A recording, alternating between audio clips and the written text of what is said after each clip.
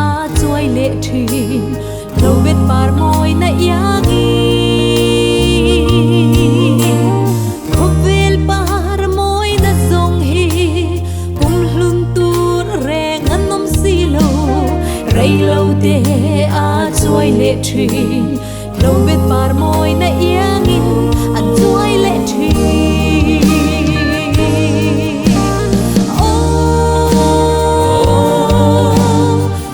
chuai ve to ngai lo Krista nu na lu ber chu kata na rua ta lo ni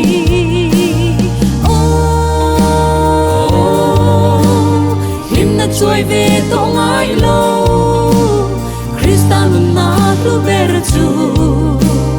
kata na rua ta lo ni avar lu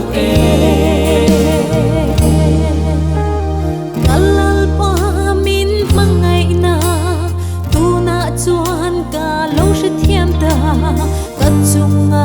thil kheng zong hi aro pui zia lan tir tu kalal pa min mangai na tu na chuan ka lo she thiam ta kachunga thil kheng zong hi aro pui zia lan tir tu an lo ni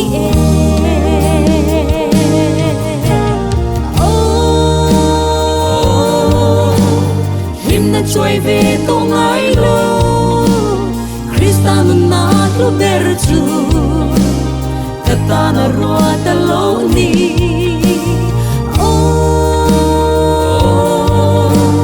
him na chuai ve to ngai lo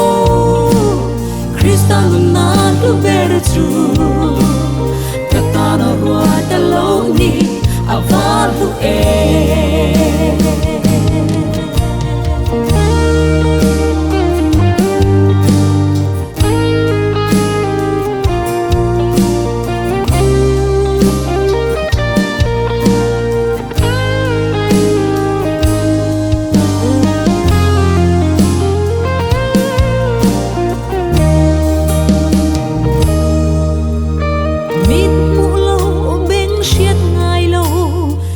String ril rua lut ngai lo pathianin a mangai tu ta na buat sai ngei tu mit mu lo beng shiat ngai lo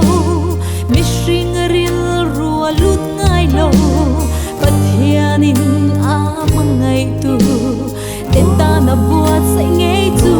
ka lo chang ta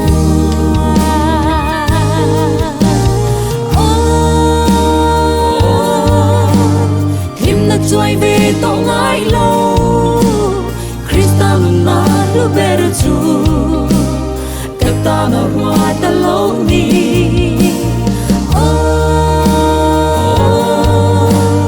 him na chuai ve to ngai lo Krista nu na lu ber chu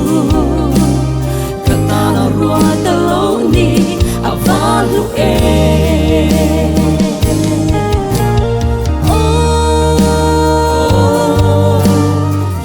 chuai ve to ngai lo Krista nu na lu ber chu